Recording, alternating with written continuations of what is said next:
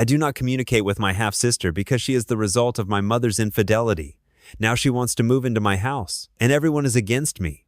My half-sister and I, SS hereafter, have no normal relationship. Backstory. My father divorced our mother when I was 5. SS was born as a result of mom's affair and was born exactly 9 months after me. Father stayed with mother until I was 5 and told him about the man mom constantly brought over when dad wasn't home, and that was SS's father. Dad gave mom the house in exchange for her removing his name from SS's birth certificate.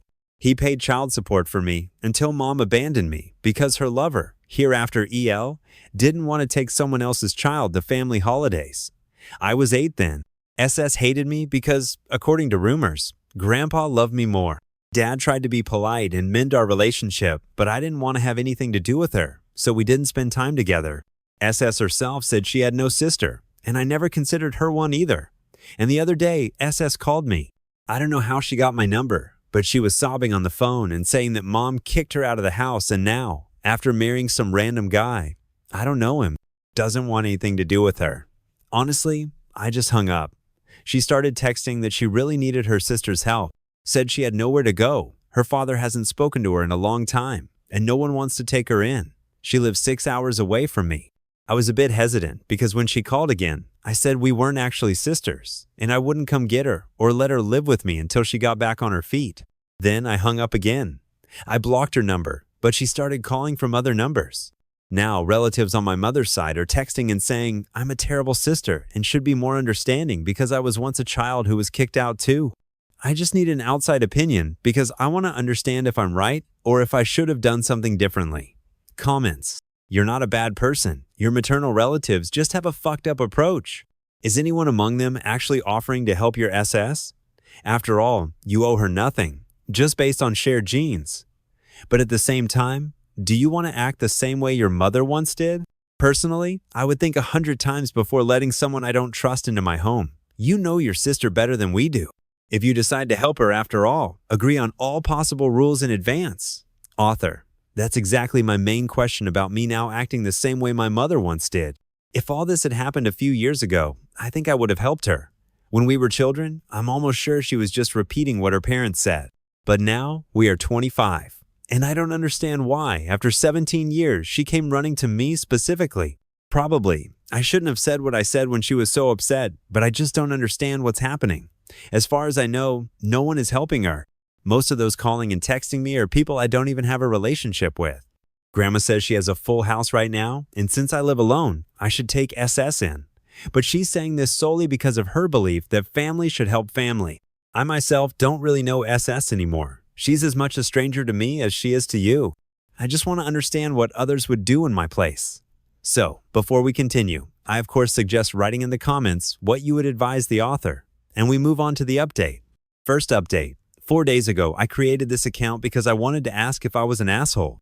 My half-sister called me in tears, said our mother kicked her out of the house, and she really needed her sister's help. I just hung up then. When she continued to call and text, I told her we weren't sisters, and I wouldn't let her stay with me. Since then, I've been getting constant calls and texts from the maternal side of the family. My grandma, with whom I had at least some contact, literally begged me to be a good sister and take SS in. She herself told SS that I have my own house and gave her my number and everything. I blocked Grandma and everyone who said I should be understanding because both of us were abandoned by our mother. Me at 8 years old and SS now. It's not the same thing, I told Grandma that, but no one seems to want to acknowledge it. For context, SS and I were born exactly 9 months apart.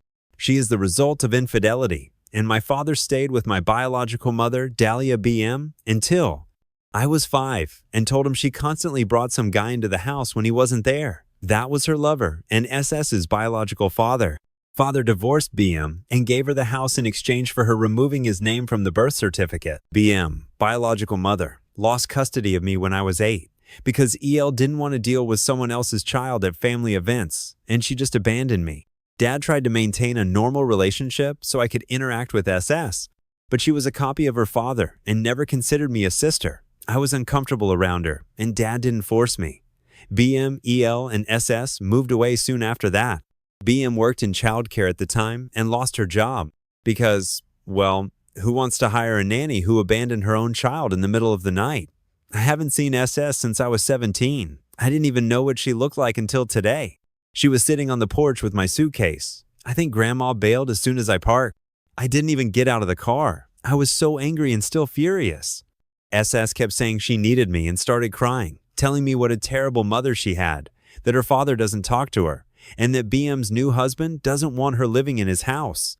I live next door to my father, so when SS started banging on my car window, I called Dad, told him what was happening, and asked what to do.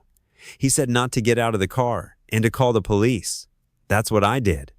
I stayed in the car until the cops arrived, and when they arrived, SS told them I had supposedly agreed to let her stay, and now I changed my mind and was kicking her out onto the street. I just showed the cops our text exchange, specifically the few messages where I responded to everyone demanding I let her stay. They were all refusals, after which I blocked everyone. When SS kept insisting, "We are sisters," I told the cops I hadn't seen this woman in 17 years. I don't know her. I didn't even know what she looked like. We're not family. I even unblocked Grandma and called her, but before I could say a word, she screamed, "Listen, I love you, but you need to get over this. She's family, and she needs you. I told your father you'd go straight to actress. He raised you to be so selfish. And that's exactly how he raised you, because your sister is now going through the same thing you did." And then hung up. I told the police, "You can either arrest SS or take her to a homeless shelter. I don't care. I just want her off my property." They took her away, and now I'm sitting on my father's couch and don't understand what the hell just happened. He doesn't want me to stay alone in case the relatives come back. I'm so angry right now. I don't understand anything. 17 fucking years, no contact.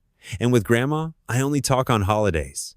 I don't even know most of these aunts, uncles, and cousins who span my phone. But just because BM erased me from her life, I'm now supposed to do what they order me to? I'm 25. All these years I've only had my father and his family. BM and her relatives have done absolutely nothing for me. They don't even know my fucking birthday. Even Grandma writes birthday wishes on the wrong day every year. No call, nothing. If SS needs help so badly, then let one of you help her. I don't know her, and I don't know you. I won't let a complete stranger into my house. Granny, 6 hours is too far to visit me after surgery, but somehow close enough to drag a person to my house against my will? Comment. This is just insane. Why isn't anyone on the maternal side taking responsibility? And how many hours did your half-sister's grandma spend driving 12 hours just to dump her on you? What savagery. Author. SS is 24 or 25. Her birthday is somewhere near mine, as far as I remember. And yes, it's truly crazy that Grandma even drove here. I'm sure they're hiding something, but I don't even want to know. I just want them all to leave me alone. I know you weren't planning on letting her stay anyway, but don't you dare change your mind. She will likely never move out, won't pay rent or help with expenses, and you'll have to evict her through court. Save yourself the stress. Author. That eviction nightmare is one of the reasons I don't want anyone staying over at all. In our state, after 7 consecutive nights, a guest is considered a tenant. A friend of mine had that happen once. Took someone in for a week, and it turned into 6 months of legal battles and broken property. So yeah, I'll definitely save my nerves and time. Second update. I checked the camera footage last night and this morning. SS and Grandma were rummaging under doormats, rocks, in flower pots, in the mailbox, checking the doors, apparently looking for a spare key. I don't keep keys on the property. Dad, Grandma, and Grandpa have their own sets that they keep with them. My uncle completely updated the cameras at my place and Dad's Birdie blank. We now have devices that send motion alerts to the phone. We also installed video doorbells on the front and back door. There are other features, and all cameras are now better hidden. While Uncle was doing that, I went to the police station with Grandpa. SS was charged with trespassing, but wasn't held long. Grandma picked her up. They kept lying, claiming I had offered SS to stay and gave statements to that effect. I don't know what will happen next, but I'm taking steps to protect myself, my property, and my father's property. SS had no prior record, so this is her first offense. I don't know how to feel about that, honestly. It sounds awful, but I kind of wish she already had at least one violation, because people in the comments said it would help with getting a permanent restraining order. Grandma, however, has a record. Stalking, trespassing, and domestic violence. I passed that information to the police. Anyway, today I managed to get a temporary restraining order, at least something. I gave the police the camera footage, copies of all messages, both printed and on a flash drive, gave a written statement, and they called a judge to issue the temporary restraining order. We also discussed other topics: self-defense recommendations, security system upgrades, the possibility of purchasing a weapon for protection, etc. I was on edge and just couldn't calm down. It finally hit me that these people know where I live and are willing to drive 6 hours to harass me and break into my house. I'm still getting messages and voicemails from these psychos. I unblocked everyone. They are both direct and veiled threats. Grandma insists that since I own a whole house, have a stable job, and no kids, I am obligated to take SS in. Otherwise, she'll beat my ass like my father should have done long ago. SS left only one voicemail, saying she'd come by later today because that's what family does. They help. When I didn't answer, she sent several texts claiming I should put myself in her shoes, that she's in a tough spot, and that she's moving in with me for at least a week until she gets back on her feet. And in our state, remember, it only takes 7 days to get tenant status. Additional clarification. For those asking about the age difference, I was born on the 1st of February and SS on the 29th of November. I say exactly 9 months because I don't consider 4 weeks significant. It just seemed important to mention that we are the same age. It gives context as to why we have no relationship. Whether she was born premature, no idea, honestly. People write that they also have such examples in their circles. I have nothing to add here. Many also asked if I hate SS. They say I seem angry about what she said as a child or about what her parents did. In the first post, in the comments, I wrote to someone that if all this had happened a few years ago, I might have helped her without hesitation. I understand that as a child, she was just parroting her parents. I don't blame her for that, and don't blame her for BM abandoning me. But 17 years have passed. 7 of those we've been adults. She could have written to me at any time, but she didn't. Moreover, she claimed she had no sister. I could have reached out too, but I didn't want to. I just kept living my life. I went to therapy after my mother abandoned me, and it took me years to cope with the fact that no one on the maternal side of the family wanted me. And now, SS is causing me trouble. SS was sitting on my porch with a suitcase, literally ready to break into my house and my life. She drove 6 hours, sat on the doorstep for half an hour, and then lied to the cops, even though I told her no multiple times. She didn't consider me her sister until she needed something from me, and now she's barging into my life under the guise of us being family. I don't hate her. That's too draining, but I dislike her. Now along with her granny and the rest of their clan. I was ignored for years, and now I don't feel safe in my own home, simply because SS and her circle can't take no for an answer. The past also influences my dislike, because, let me remind you, I hadn't spoken to her in 17 years. I didn't even know what she looked like. But suddenly, we're sisters because she has nowhere to live? Yes, I'm definitely angry about that. Furthermore, I feel I did the right thing by posting my story online, asking for advice, listening to my dad. The lawyer I spoke to basically said the same things as the commenters. Unblock the numbers and put them on silent to gather evidence of harassment. Call the police and show them the texts because it all proves there was no implied invitation. Turns out, this is very important because even if I had let SS stay just on the porch, it could have backfired on me. Giving the police the camera footage of SS and Grandma looking for a spare key was also the right move. Even upgrading the security system, buying self-defense items, and talking to the police about self-defense recommendations and my desire to purchase a weapon, it all worked in my favor. It shows that despite this being SS's first offense, I don't feel safe, and she is the reason. I genuinely don't feel safe. So thanks again to everyone for the advice. If they actually come as promised, I'll set off the alarm and call the cops. Edited. At the time of posting the update, the temporary restraining order had not been served yet because they hadn't been located. SS and Grandma were found at a motel near my house and served there. My neighbor spotted them and called the police. The restraining order is for both SS and Grandma. Third update. I was looking through the very first messages I received and found one I'd missed. It's from SS's cousin. Note: I changed the order of the info a bit to make the meaning clearer. EL, her biological father, cut off contact with SS when she was 20. She covered up BM's affair with some guy. EL stopped paying for her college and completely stopped helping her financially. SS has no work history. A month ago, BM kicked her out of the house because she slept with that guy and one of his sons. That son had just turned 18 2 months prior. SS came home to find her belongings and that guy's belongings on the street.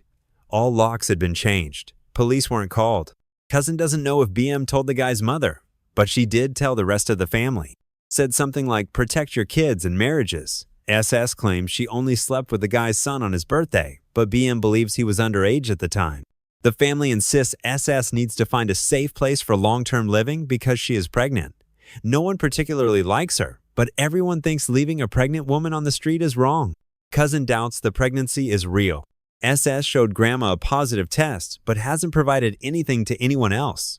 SS is a pathological liar. Currently, she's been couch surfing with people who don't have kids. Took someone else's car without permission, pawned expensive items, took money meant for interview clothes and travel, and spent it on expensive outfits. When the police intervene, she lies. There was already a case where someone got arrested after she accused him of harassment when he tried to kick her off his property. This whole scheme to get SS to move in with me was thought up by one of Grandma's sons, my uncle. Grandma apparently ranted and complained, saying I'm young, no kids, with a well-paying job and my own house. Anyway, Uncle declared I have no obligations, plenty of free money, and lots of space. And since no one wants to outright say they'll take SS in, this plan is the most convenient. Cousin also wrote, don't budge an inch. Don't even offer her a ride to a shelter. One person tried, and she threw a fit, and he almost got arrested because she lied about the situation. I read your 2 posts. Take care of yourself. Cousin filled in these insane gaps perfectly. Wow. The author should stay in touch with Cousin to know what else is brewing. I'm sure they won't stop there. I immediately suspected pregnancy when they mentioned a minimum stay period. They want her to stay long enough that she can't just be kicked out, long enough for her to give birth, if she's even pregnant. How do you kick out a baby? Think about holiday plans. I wouldn't go anywhere for Thanksgiving or Christmas at all.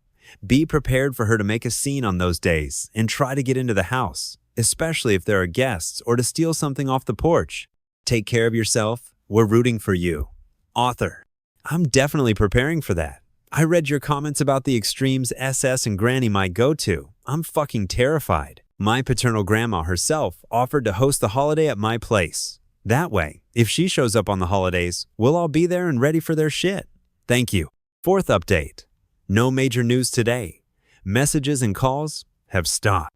The whole neighborhood is on alert, and we're continuing family watch shifts. Spending time with Aunt and Grandma today. No one showed up near the house at night. I'm following the commenter's advice. First, create a folder with all the evidence. Aunt suggested transcribing all the saved voicemails, and I think that's a great idea. We'll do that today. Second advice, keep daily logs, even if nothing happens. I'll also record when I leave for work and return, and basically any movements. Many advised installing door chains. That was one of the first things I did after buying the house, along with replacing all the windows.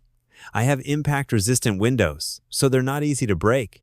My uncle has always been obsessed with security, so he helped me with all that. And even though I live near my father and quite close to the rest of the family, he always says, "You're a woman living alone. You need to be as careful as possible." The stories shared with me made me nervous at the thought of leaving the house unattended. Neighbors offered to keep an eye on it, but I'll feel calmer if I'm there myself, if something happens. So this year I'll be hosting Thanksgiving and possibly Christmas. Grandma suggested it, and she's already fully involved in the preparations. Today, we might go get some decorations. Thank you all again. Well, unfortunately, that's where the story ends. No more updates. I understand you're all interested in what happened next. Let's speculate in the comments. Assume. Personally, I think that's where it ended, because if something interesting had happened, the author would surely have written about it. And since apparently nothing happened, there's nothing to write about. And if that's the case, I'm very glad it ended well. After all, as we see, the author was very worried about her own safety. Would you be that worried in her place? What do you think? At some point, it seemed to me she was overreacting a bit. But again, we don't know what neighborhood she lives in. Maybe it's really not that safe there, and we don't know what's going on in the heads of those people harassing her. Anyway, I await your opinion in the comments. Thanks for watching this video to the end. Watch our previous videos, which you'll see right here, and good luck to you.